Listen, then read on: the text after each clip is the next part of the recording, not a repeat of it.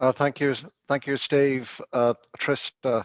Thank you to everyone today, to Chiara, to Whitney, to Mark, to Nuzat, to Flavia, to Sally, to Brina, to Peter, and to Lily for this phenomenal session that really demonstrates to us we have hope, we need hope. We also need, I think, as Lily reminded us, vigilance, determination, a direction, and a plan. We need all these things.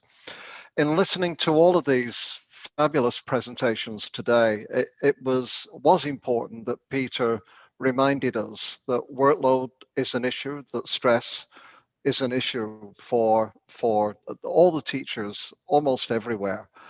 But that actually wasn't mainly what you all talked about.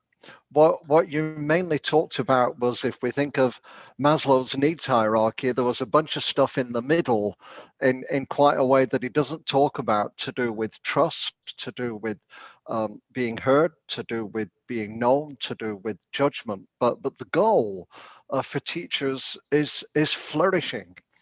It's not just survival. It is so teachers can flourish, so our students can flourish. And what is at the heart of that? What is at the heart of that, and what policy should be built around, is the teacher student relationship. Not students don't learn through a relationship between themselves and machines, between themselves and test scores, between themselves and algorithms, between themselves and rubrics that are written in the language of refrigerator repair manuals. In fact, that's unfair to refrigerator repair manuals. Between students and standards, between students and competencies. It is the heart of what we need to build back better, is the essence of the fierce love that Lily talked about, between the teacher and the students and each other, and actually teachers and each other as well. And I looked up fierce love actually while you were talking, Lily. And what comes up first of all are 7 books on Amazon, and on, sorry to mention Amazon in this conversation, and on Google, and they're all written by women. And of course, in most of the countries that participate in ARCA, most of the countries around the world, most of the teachers are women. So fierce love seems just right here.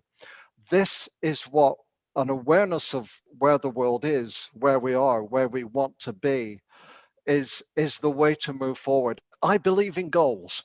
I do believe in goals. I yesterday I completed a 550-mile trail that goes through Ontario that I've been walking on and off for 34 years. So goals are important, but I set those goals. Other people don't set those goals for me. They're my goals. Goals matter, long term, medium term, short term. They're my goals. They're our goals in a way. If you look at goals set by other people, goals 2000, Lily will remember, was set by Bill Clinton and the National Governors Association in the United States in the 1990s. There were 8 of them. None of them have been achieved. None, because they were set by other people. Every adult American will be literate. Not achieved. Every school in the United States will be free of drugs. Not achieved. The United States will be first in the world in mathematics and science. Not achieved. Goals 2030, Vision 2030, Vision 2020. Look back on them. We never look at the horoscopes of the past. We only look at the horoscopes in the future, and then we forget when we've not achieved them, and we read more horoscopes and more horoscopes. The essence is where we are in the world, where generally the world is going, and what is the heart of the teacher student relationship. Who would have guessed even 5 years ago, when we were coming out of austerity, that we'd be in a world where we're thinking we're going to have minimum corporate tax rates in the leading economies of the world, so the big tech companies can put their money into public goods, public education, public life. And then what can we do with that? That is a huge opportunity. Who would have thought just a few years ago that we'd be seeing actually democracy needs to be a major goal of education for the places where it doesn't exist and for the places where it's barely kind of hanging on?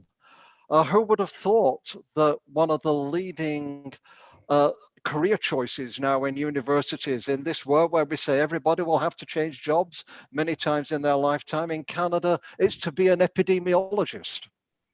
Big career choice. Or in Britain, that's had Brexit, it is to do constitutional law. Big, really boring, one of the most boring areas to go into 5 years ago. And now constitutional law is one of the most exciting things that you can go into for a career, probably for a life. You all reminded us that in teaching, we're not just about learning. Let's stop calling children learners. Let's call them children. Let's call them young people because they learn, but they also develop as whole children. And teachers learn and also develop as whole teachers. Unless we develop our teachers as whole teachers, we'll not be able to develop our children as whole learners. This has been hopeful, but it's been fierce, it's been determined. And if we close with a bit of Beatles, then yesterday, yesterday, I often felt like a fool on the hill in the middle of a hard day's night when I was working like a dog. But I should have known better because with a little help from my friends, all of you here, the Secretariat, and a big pile of Norwegian wood that is part of that.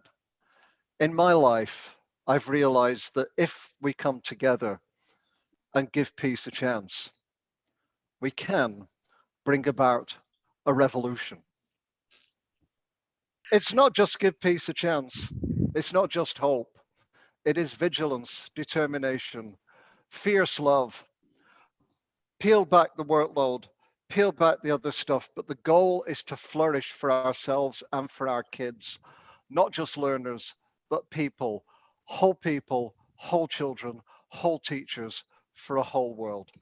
Thank you, everybody. It's been a fabulous session today. The teachers, you're the best. We can make this happen.